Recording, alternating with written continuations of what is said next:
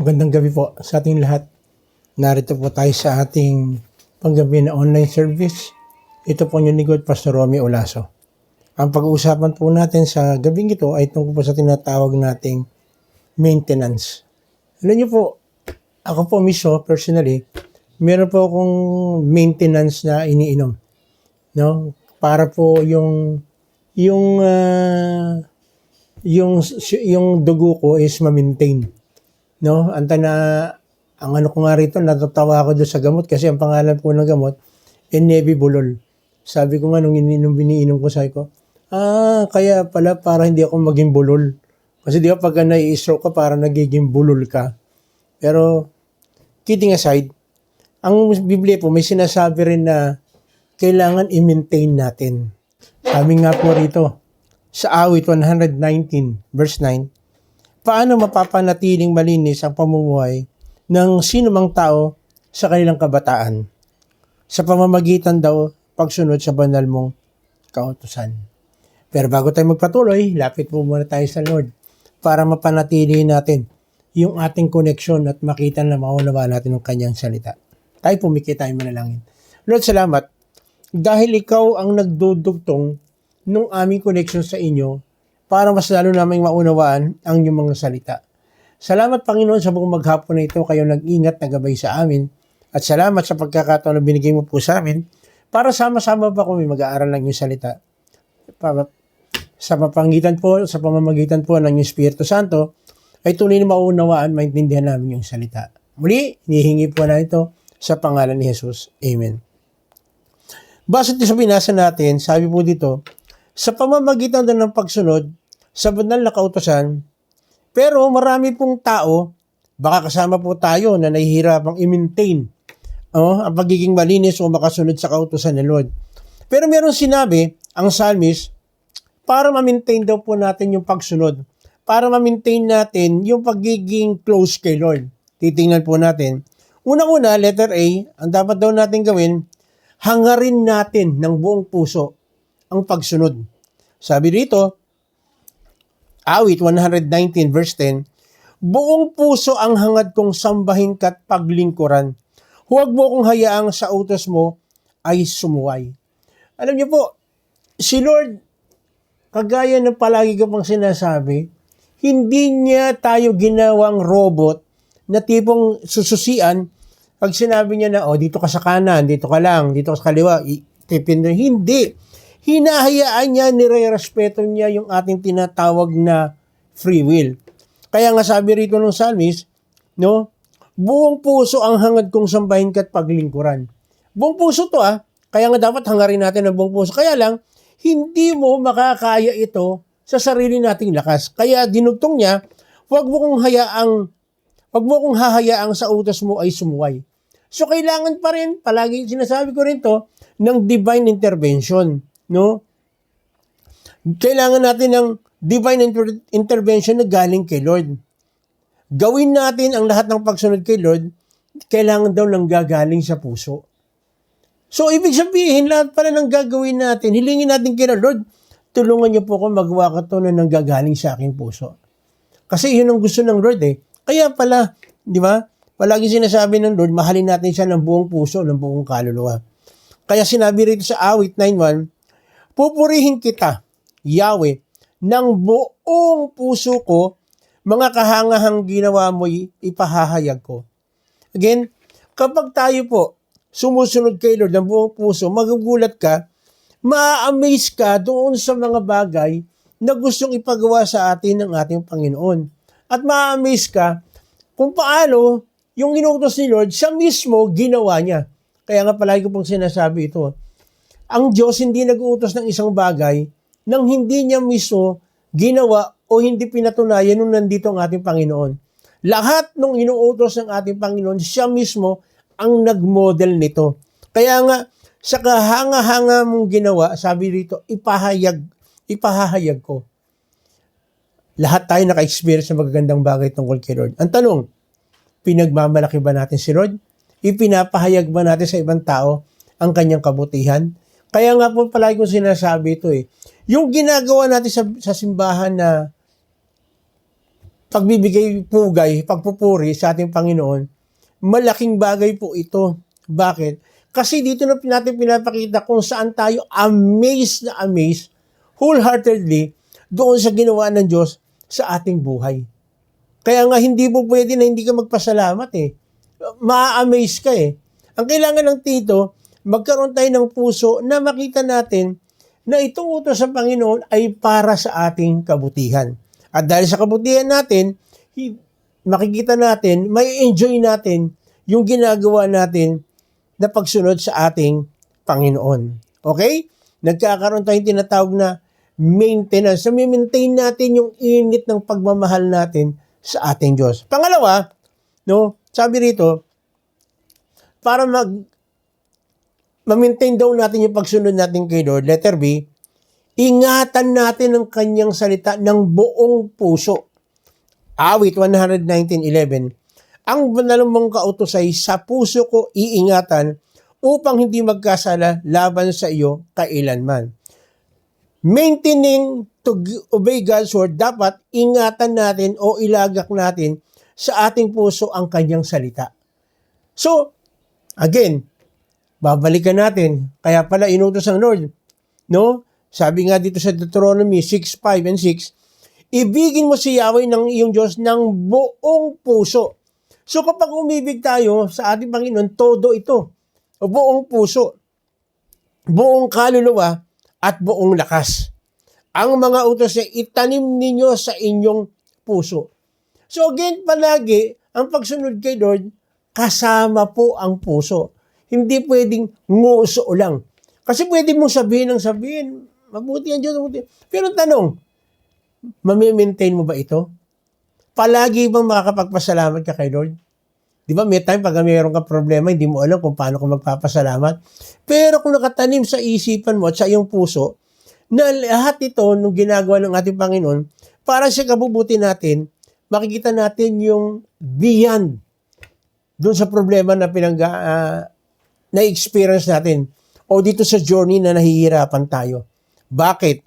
Kasi sabing ganon, kapag buong puso mong sinunod ang Lord, hindi po pwede na hindi magbibigay ng revelation ng Lord. Ang mga utos niya, itanim ninyo sa inyong puso. Iniuutos ng psalmist na itanim natin sa ating puso yung kautosan ng Diyos. Kasi kapag ito'y nasa puso, magugulat ka. Kaya nga palagi kong pang naisasample ito. Anong sabi ng ating mga Philippine national team sa basketball? Puso. Bakit? Kasi pag ginamit mo yung puso mo, lumalakas ang yung loob. Tumatapang ka. Nakikita mo yung mga bagay na parang imposible pero nagiging posible dahil alam natin ang Diyos na pinaglilingkuran natin ay kumikilos sa buhay natin. Kaya ma-maintain natin talaga yung tinatawag na pagsunod. No? Makikita natin kung gaano kabuti ang ating Diyos. At sinabi pa rin niya dito sa Jeremiah 31:33, ganito ang gagawin kong kasunduan sa bayan ng Israel pagdating ng panahon. Itatanim ko sa kanilang kalooban ng aking kautusan, isusulat ko ito sa kanilang mga puso, ako ang kanilang magiging Diyos, at sila ang aking magiging bayan. Ano sabi? Itatanim daw, isusulat sa puso natin yung salita ng Diyos. At, ano sabi? Magiging bayan ko. Ako ang kanilang magiging Diyos. Alam niyo po, pag nakatanim ang salita ng Diyos sa ating puso, ginagawa natin ito dahil sa pagmamahal natin kay Lord, magugulat po tayo, mamimaintain natin yung tinatawag nating relationship, at pag na-maintain natin yung relationship natin kay Lord, hindi po pwede na hindi natin ma-maintain ang makapamuhay ng tama sa kanyang harapan. Bakit? Kasi alam po natin na ginagawa natin lahat ng bagay, hindi dahil sa reward lang. Kasi, i-reward tayo, pangako ng Diyos yan. Pero hindi tayo nakatingin sa reward. Kaya natin ginagawa itong mga bagay na ito, yung kanyang kautusan, kasi siya mismo nagtanim sa puso natin ito. At dahil nakatanim sa puso natin ito, lumalabas sa ating isipan, at ito po ang ating inaater. Kaya magugulat ka, palagi mo bukang bibig mo, salita ng Diyos. Palaging inaalam mo, pag may problema ka, salita ng Diyos. Bakit? Nakatanim nakalagay sa puso natin. No? At sabi rito, si Lord ang gumagawa ng paraan, itatanim niya yung kanyang kautusan sa ating puso. Isusulat niya. Isusulat niya. No? Kaya magugulat ka, oo nga, no? Nangyayari sa akin ito, pero, teka, pinagdaanan din ito ng aking Panginoong Hesus, ha? Wala pa nga kasi sa katiting itong aking nararanasan. So, nare-remind tayo. Kasi, nasa puso natin yung pagsunod. At tandaan po natin, hindi ito dahil mabait tayo. Hindi dahil ito sa mabuti tayo. Kundi itinanim, isinulat ng ating Diyos ang kanyang mga kautusan dito sa ating puso. At kapag ito'y nakatanim, magkakaroon ito ng manifestation, itong papasok sa utak natin, mag-iiba yung galawan natin. Pati yung pananalita natin, nag-iiba. At magugulat yung ibang tao, totoo ba yung sinasabi mo? Magugulat sila. Bakit? Ma-amaze sila kasi may mga bagay tayong nagagawa na hindi lubos nila maisip na magagawa o may isip natin itong mga bagay nito. Again, hindi ito sa sariling lakas natin. Sa tulong po ito ng ating Diyos. Kaya nami-maintain natin yung pagsunod natin sa Kanya. At dahil dito, sabi ganon, pupurihin natin ng buong puso ang ating Diyos. Awit 119 verse 12. Pupurihin kita, Yahweh, ikay aking pupurihin, ang lahat ng tuntunin mo ay turo mo po sa akin. Totoo po ito. Kapag si Lord ang gusto mong sundin o gusto mong ma-maintain yung relationship mo kay Lord, palagi nasa isip mo tulungan ka ng Lord kung paano natin masusunod ang kanyang mga utos. Again, hindi natin kaya to. Mahihina tayo. Nasa laman pa po tayo. Hanggat nandito tayo sa lupa, madudumihan, madudungisan tayo. Pero salamat dahil ang ating Diyos, kagaya ito sinasabi nitong psalmist, na humihingi siya ng tulong. No? Para yung tuntunin ay patuloy at patuloy at patuloy na matutunan. Kaya sabi niya sa verse 13, ang lahat ng mga utos sa akin ibinigay, palagi kong babanggitin, malakas kong isisigaw. Ang totoong na maintain yung pag-ibig at pagmamahal kay Lord, palaging bukang bibig at palaging pinagmamalaki natin, walang iba kundi si Lord. Isinisigaw natin. Maaaring hindi literal na sinisigaw natin, pero ang ibig sabihin ng pagsigaw, yung galawan natin, yung pananalita natin, yung pag-isip natin, yung pagkilos ng ating mga kamay, yung ating mga paa, magugulat ka, nagagawa natin yung mga bagay na maaaring hindi natin nasasabi, pero doon sa galaw natin, makikita ng mga tao, ay, malakas ang sigaw na sinasabi. Totoong sa Diyos ito. Totoong naglilingkod dito sa Diyos. Kasi ganito siya mag-isip, ganito siya magsalita, ganito yung kanyang action, ganito yung ginagawa niya. Makikita po ng ibang tao, kahit hindi po natin ipagsigawan yan. Pero, dahil sa action natin, sumisigaw yung ginagawa natin, nakikita ng mga tao, nagiging maganda sa kanilang paningin, nakikita nila ito. So kahit hindi yung literal na sumisigaw tayo, dahil do sa action natin, nahahayag ang kabutihan ng Diyos doon sa ating mga hakbang na ginagawa. Kaya purihin ng Panginoon dahil hindi ito sa sarili nating lakas, kundi dahil ito sa ating Panginoon. No? Ipagmamalaki natin si Lord kung totoong nasa puso natin siya. Hindi mo pwedeng hindi.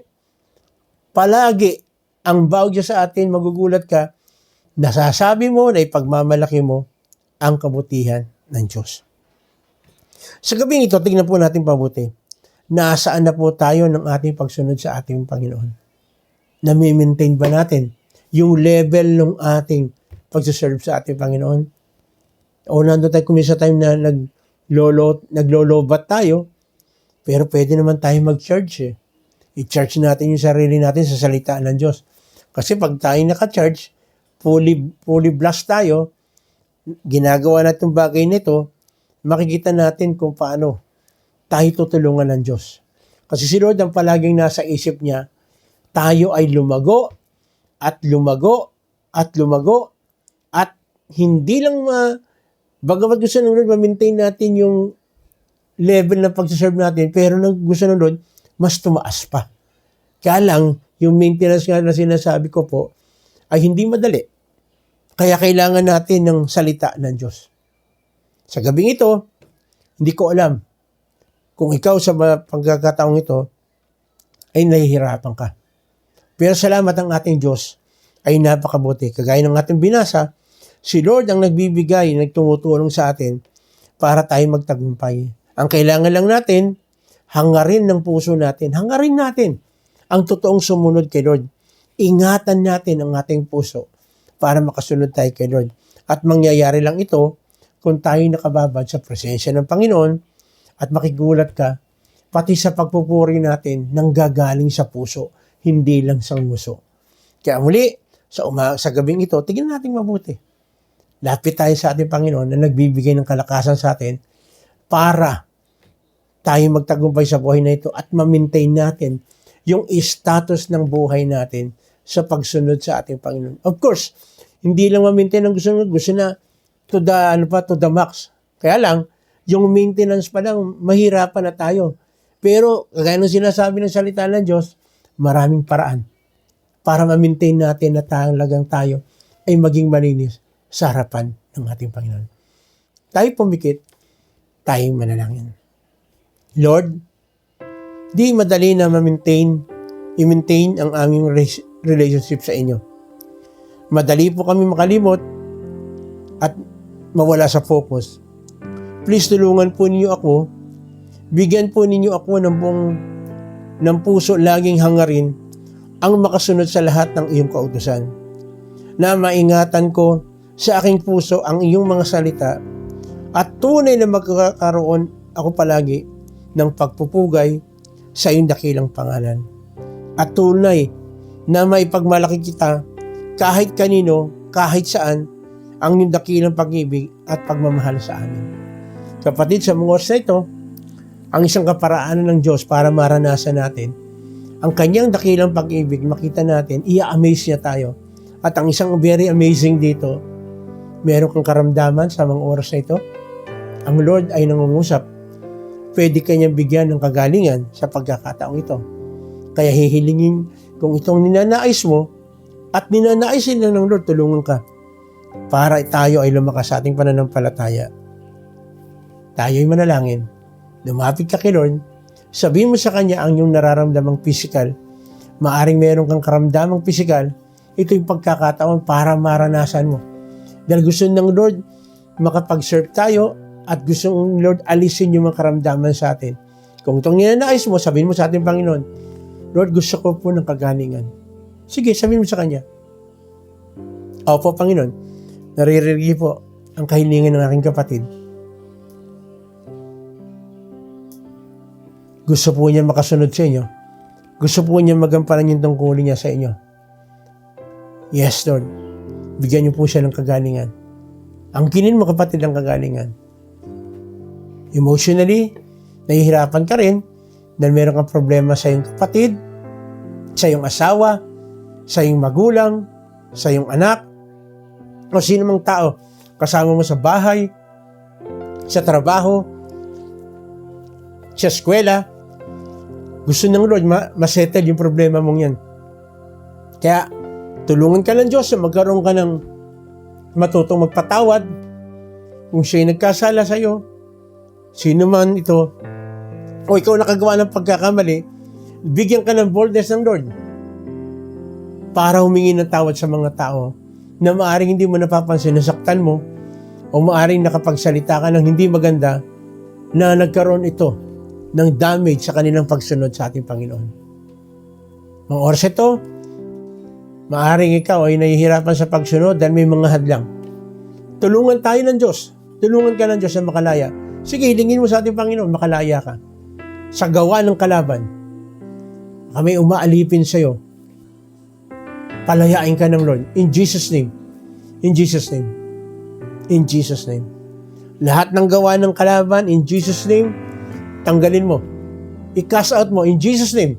I-cast out mo. Sabi mo, wala kang karapatan sa akin. Kasalanan. In Jesus' name. In Jesus' name. Kaya na rin, financially, nahihirapan ka. Hindi yan ang design ng Lord. Ang design ng Lord, tayo pagpalain, tayo palakasin, maging matibay, at makita yung kahulugan ng sinasabi na kahalagaan ng pagsunod kay Lord. In Jesus' name, makalaya tayo sa poverty. At kung tayo man ay may trabaho na, tulungan tayo ng Lord na gamitin natin ng tama yung mga resources na pinagkaloob sa atin ng Diyos. Ayan. Yes. Ganyan na rin, Panginoon, sino man sa aking mga kapatid sa oras na may diriwang ng kaarawan o anniversary ng kanilang pagsasama mag-asawa, pagpalain mo po sila, Lord.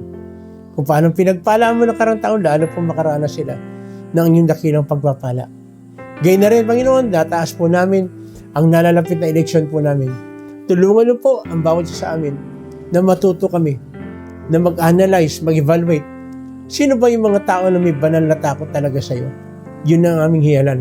Tulungan niyo po, Panginoon, na wag po kami magkamali dahil ito po ay magiging consequence sa amin at mahihirapan po ang bansang Pilipinas. Yung mga tumatakbo, magkaroon po sila ng totoo na conviction at banal na takot sa inyo, lalo na kung pinagmamalaki nila sila ay makadiyos, na totoo na gampanan nila ang tungkulin nila bilang isang lingkod po ninyo. Kaya na rin, Panginoon, tinataas din po namin ang mga kapulisan, mga sundalo, na wag silang maging partisan. Bagkus kung ano sinasabi ng Constitution at isipin nila na ito ay ikaw ang nagbigay, ay tunay na ito ang sundin po ng bawat isa. Pagpalain mo po ang bansang Pilipinas, ang aming mga leader, magmula sa aming presidente, hanggang sa pinakamababang nanunungkulan sa lokal at nasyonal para sa kaayusan ng aming bansa. Muli, Panginoon, tinataas din po namin ang aming mga leaders sa mga churches na siyang nagbibigay po sa amin ng tulong para kami maging masigasig at mag-improve sa aming pananampalataya. Pagpalain niyo po ang Pastor Popeng, kanyang buong pamilya, pati ang buong FPCP. Pagpalain mo po ang Pastor Plibert na siyang ginagamit din po ninyo para kami rin po ay ma-train at lumago sa aming pananampalataya. Gayun na rin ang Bishop Oriel na siyang ginagamit po rin para kami ay matuto pang lalo sa pagpapahayag at pagpapalaganap ng inyong salita. Pagpalain niyo rin, Panginoon, ang Cesar Castellanos pati ang buong kanyang team na siyang ginagamit din po ninyo sa bawat isa po sa amin. Muli, Panginoon, mingi po kami, pagpalain niyo po ang bansang Israel. Dahil ikaw mismo nagsabi, ang sino man magpala sa Israel ay yung pagpapalain. Kaya sa gabing ito, Panginoon, lahat ng aming dininig, ay lahat ng aming sinabi, alam po namin napakinggan nyo, actually, kahit hindi pa namin sinasabi, alam na po ninyo, pero gusto po ninyo na sabihin po namin ito, pagpapakita ng aming lubos na pagtitiwala sa inyo at pagdedepende sa inyo. Kaya muli, ang lahat ng ito, hinihingi namin at alam namin na mangyayari kasi hinihingi po namin ito sa pangalan ng aming Panginoong Sus. Lahat po tayo magsabi ng Amen. Muli, ito pong unique at Pastor Romy Olaso nagsasabi, ang lahat po ng ating pinag-aralan sa gabing ito, kung meron po kayong katanungan, huwag po kayo magkatubili na mag-PM po kayo sa amin at na willing po kami na pakinggan ang inyong katanungan at sagutin ang mga ito. Gayun na rin, doon sa mga prayer request ninyo, patuloy, mag-PM po kayo. Meron kayong mga prayer request, huwag po kayo magkatubili. At again, nakikiusap po kami sa inyo. Kung kayo naman po ay tinugon at nakaranas kayo ng answered prayer doon sa mga panalangin na hiningi ninyo sa amin na kasama nyo kami nag-pray, please inform nyo rin po kami dahil isa po itong kagalakan kasiyahan sa amin. At sa gabing ito ang unique Pastor Romy Olaso nagsasabing, pagpalain po tayo ng ating Panginoong Jesus.